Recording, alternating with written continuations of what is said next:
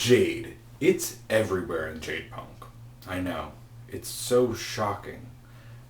So in this video, I'm going to go over all 5 types of jade like I promised I'd do like a month ago.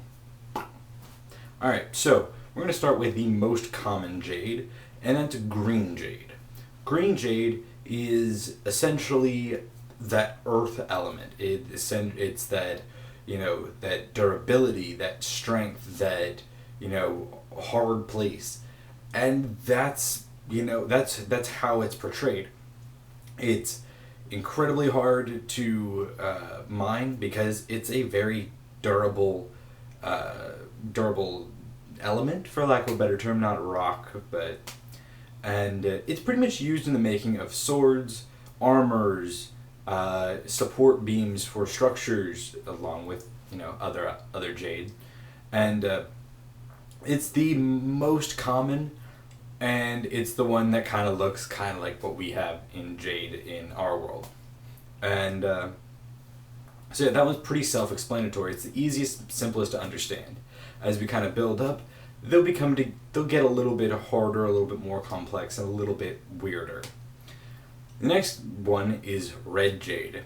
Red jade is fire, explosions, and the like. It's very unstable, and it's used for the creation of things that combust. So it's the reason that engines work. It's how guns work. It's all of that. It also is used for forges to make explosions.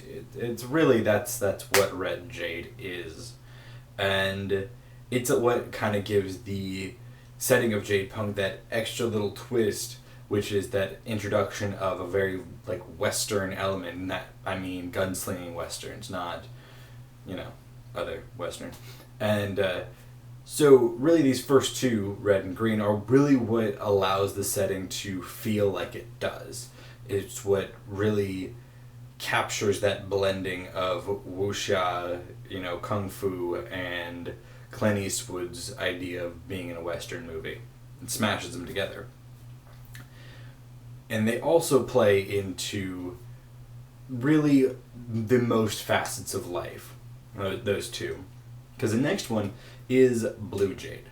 Blue jade represents fluidity and water, and blue jade's when it starts to get really weird. Because there's a lot of weird things you can do with blue jade. One of the examples is communicate through water. That's an example in the book. But that same jade that allows you to communicate through water also allows you to heal someone. And it's really the only way that Jadepunk addresses healing of injuries aside from just waiting it out. And Jadepunk blue jade is found on the, sides of rivers and near water and in other places where things are fluid. I mean, it's really what it is.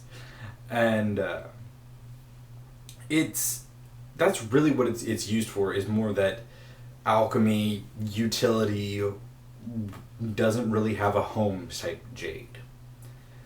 Because the next one, white jade, is very well defined in that sense. Because whereas blue jade's kind of not wishy-washy, but flexible, white jade is very much defined in what parameters it really does, and that is it makes things light. It is a very light element, so it's used in the construction of things, and it also has this residual property, what it sounds like, of making other things that it contacts with lighter.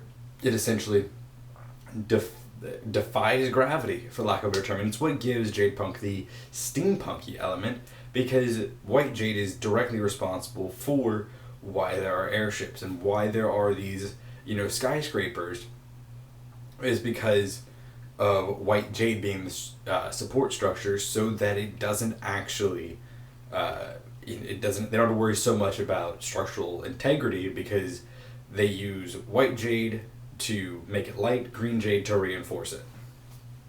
And so that's really what white jade does at its bare minimum.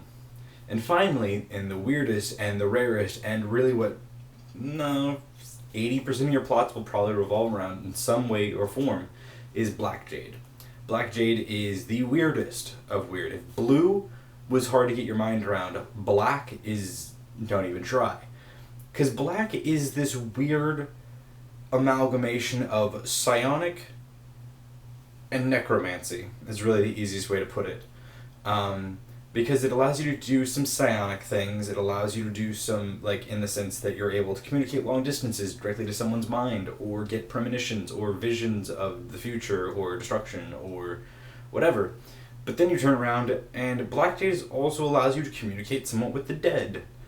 So, there's this, not inconsistency, just this weird disconnect that I think is done on purpose, to add to the mystery and allure of Black Jade and trying to figure it out, which I actually really enjoy, because I don't think it's too hard to put the two elements together. Not like the third element, which is this weird electricity, but those two elements really go well together and can be explained, 3 steps removed, why these two things work in a metaphysical method. The electricity is the weird one on Black. Black somehow has their shock weapons that are made with Black Jade. I don't really understand that one. But again, it kind of goes to that allure of Black Jade being different in that it's so hard to define and comprehend. And I enjoy that. It's just really hard to explain. But that's all 5 elements of the Jade in Jadepunk. And if you got any questions, leave them down below. And once they release more of those fighting supplements, I'll eventually do a review of those and really talk about them. It's less of a review, more of just talking about it. I'll do a review of the actual Jadepunk Jade books, I think, when they release a big compendium, because that's what it looks like they're going to do. But yeah. Go check out other videos. If you want to see other stuff about Jadepunk, go look at it. I think I've done only one other video, but there's a lot of other people out there who do stuff. So go check them out, support them, and yeah.